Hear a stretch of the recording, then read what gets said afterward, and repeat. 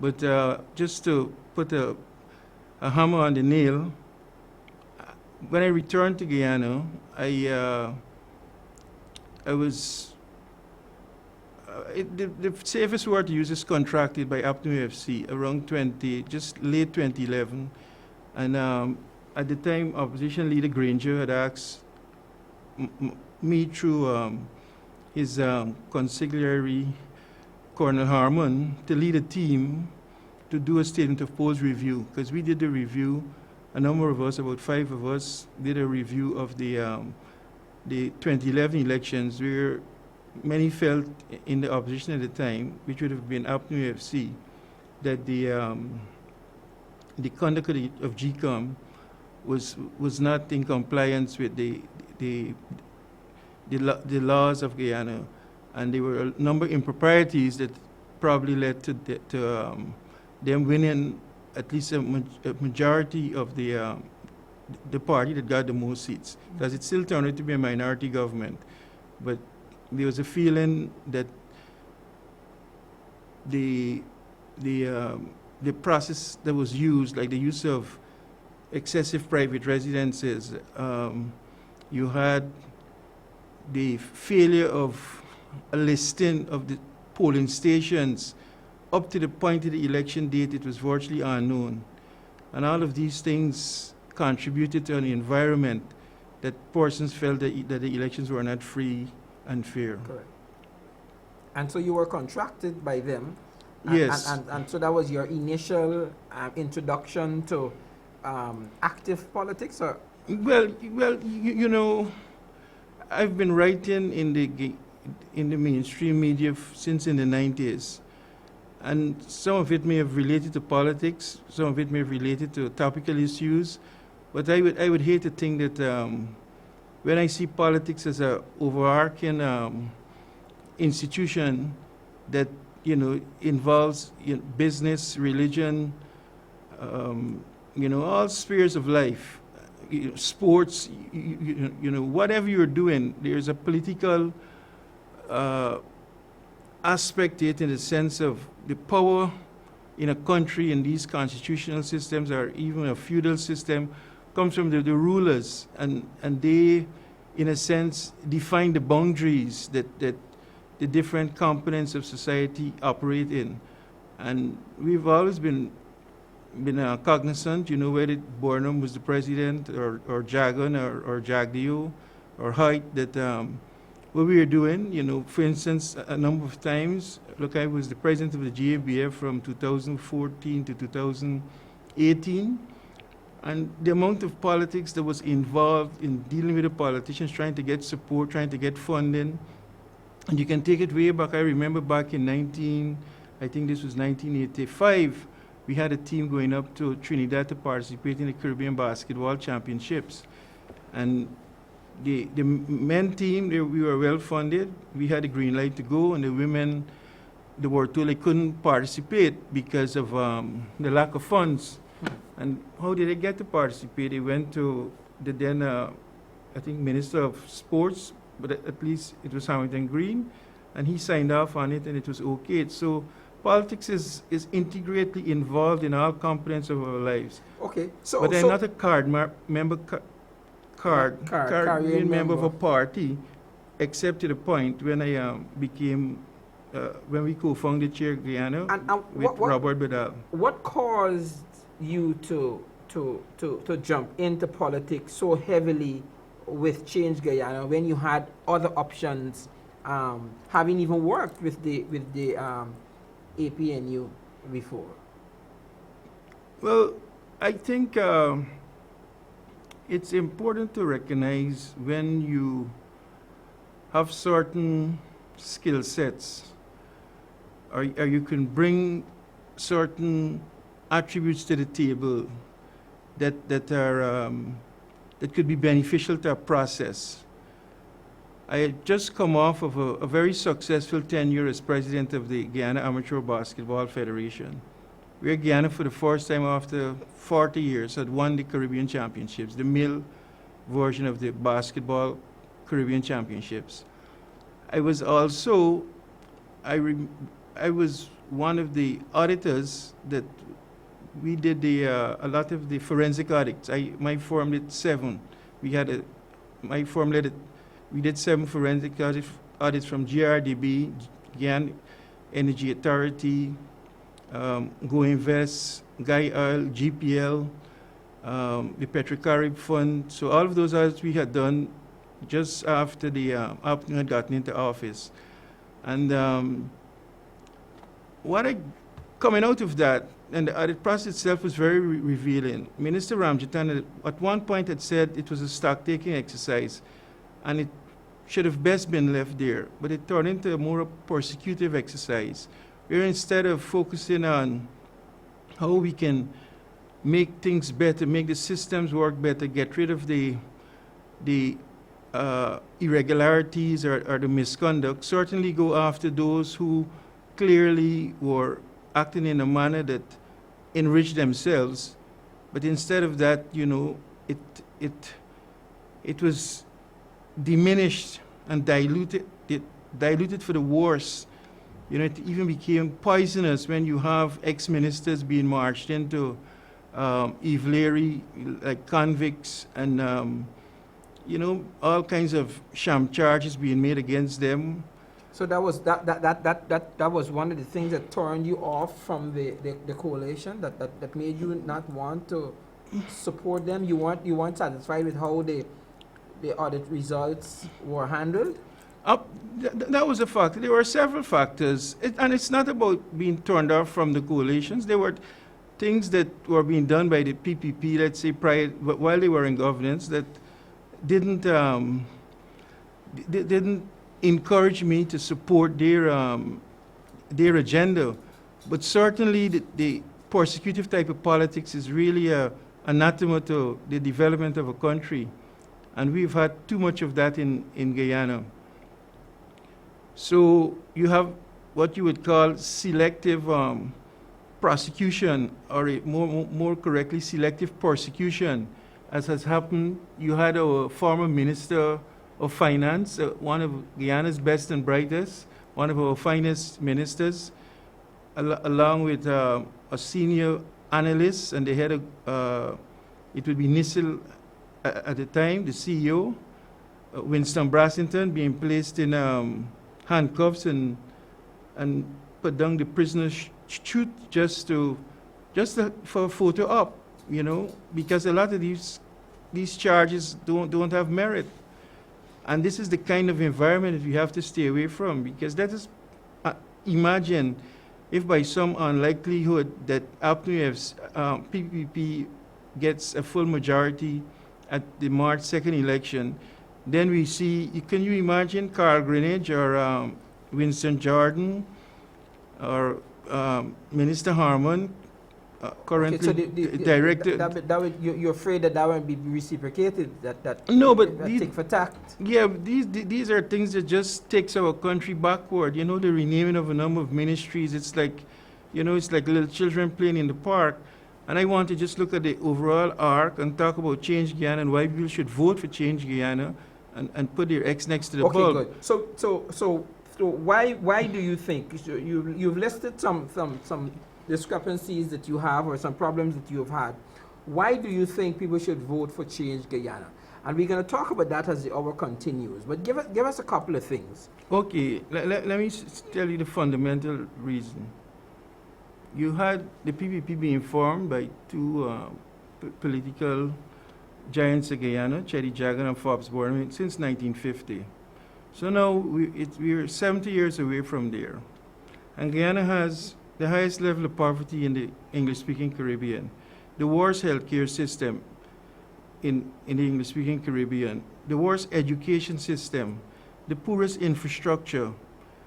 We have poverty at the level of between 30 and 40%, extreme poverty at 20%. This alone tells you a government, the purpose of a government is to serve the people. And the touchstone to good governments, how do you determine what is good governance? Should be defined by how you take care of the poor and the vulnerable and the disabled. And these people have been left on the sideline. We have visited communities from Tiger Bay to Albaiston to Plastic City in Region 3.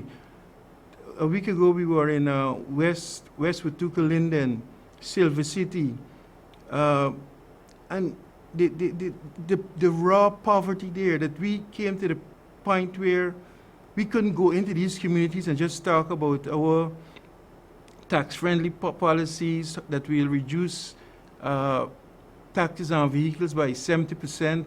We'll reduce VAT from 14 to 12%. We'll set up a national oil company, a national housing development company to give homes to people instead of house lots, so that we'll have a national agricultural development bank. When you go into these communities, you really have to give.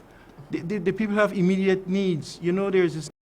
I heard one of the young there would have been an Apnu politician, Bond, saying, I don't know then if he was an MP, went into Albaiston to tell the people they have to learn how to fish, that the policy of the government is not to give a man a fish. But, you know, if somebody's starving, you know, by the time you teach them how to fish, they might die from starvation. Tell us how a vote for Change Guyana can directly impact that beginning March 3rd. Once we have multiple seats in the National Assembly, we will be able to act as an honest broker and focus on projects that are in keeping with our manifesto, our plan of action, and not indulge in practices that are counterproductive to Guyana. Not simply oppose for the sake of deposing, not simply oppose to diminish or affect the other party's chances of saying, well, we have accomplished, like building the Marriott or the Borbies Bridge, or stopping the building of a specialty hospital. These are things that should never have been done. They're not in the interest of Guyana. So you have this so-called coalition, which you're a journalist, you probably interviewed a number of persons on the, you know, over the last month on the political parties, but you'll be hard-pressed to name the 5 or 6 parties in the coalition. There really is no coalition. If there is any coalition, it's a coalition between the PPP and the PNC that has brought this country to its knees. Okay. Where I mentioned to you the level of poverty alone tells you. And, okay, but So but it's that failure. What I'm asking is, I understand. What you're saying is that over the years, the political parties, both the PNC and the PPP, over the last 50-something years, have failed the people. Absolutely. The extent of poverty that still obtains in 2020 in Albaiston and Tiger Bay and Plastic City and Silver City and so on. You've articulated that. What I'm asking is, how does the vote for Change Guyana, and you're speaking about a broker, and I'm saying, what are some of the policies that you hope to enact, given the realities that you might get some seats? What are some of those policies that will now harness the financial potential of Guyana's resources to benefit the stark poverty that you have observed on the ground? What are some of those things? Okay. Well, we will, first of all, remove this draconian tax system that both PPP and PNC, and it's difficult sometimes to say APNU AFC, which is a kind of a shell for the PNC. But the point, the draconian tax policies and the administrative bureaucracy that we have, that is very unfriendly to private sector business. There's been a huge failure to attract private capital. So aside from those two now, the elephant in the room is this lopsided and disadvantageous oil contract, which APNU FC signed. And it really has been a huge disservice and a betrayal of the Guyanese people when you can sign a contract knowing that you have oil in the ground in the billions, and at the time of the signing they had probably exceeded at least, the fine was at least 500 million barrels of oil, and you're signing for 2% royalty and some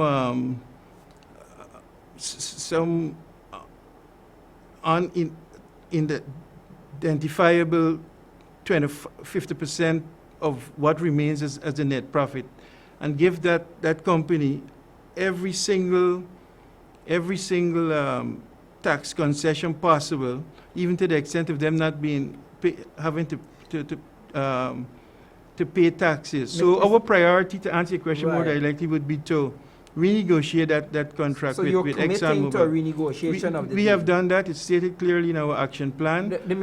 Minister Jordan was here last night, and Minister Jordan is saying that frontier countries need to be very careful with how they how they bargain for these things. Least something that is happening in Venezuela happens to Guyana, where those international companies decide, okay, you all want this and this and this, they'll just pull out, leave the oil in the ground. And what he was, to me, what I get that he was saying is, in addition to the security that comes with these big international companies drilling for the oil out there, in relation to Guyana security, there's also the notion of a little of something is better than a lot of nothing. How do you respond to that? Well, I've known Minister Jordan for about 30 years. Actually, he was a senior, or he probably was a director on the Gaibang Board Guyana Agricultural and Industrial Development Bank back in the 80s, where I worked as a junior accounting clerk. And, you know, he lives right around the corner here. So I've known him well, and I think he's a sound economist. But, you know, if somebody tells me an elephant is a mouse, it doesn't make the elephant a mouse. And it's the height of absurdity to think that, you know, a 2% contract is acceptable under any circumstances. A middle schooler, you know, someone in elementary school would have done a better contract. This contract was foisted on the Guyana people by Exxon, and our ministers, for whatever reason, complicit or otherwise, signed it away. This talk about us being a frontier country really is a word that was baked into Guyanese minds over the last 4 years, when, you know, these oil companies have a lot of representatives that, like Wood Mackenzie, and they have their other so-called exports who come in and make pronouncements. What is there about Guyana that makes the frontier country? What exactly does that mean? It means that we've never been not an oil producing country. We now beginning. No, but when you have 3 billion barrels at the time of the signing, which was the Lisa one, they already had 300 million barrels of oil. And this thing about frontier country, and let me just put that to rest quickly and decisively, it's utter nonsense.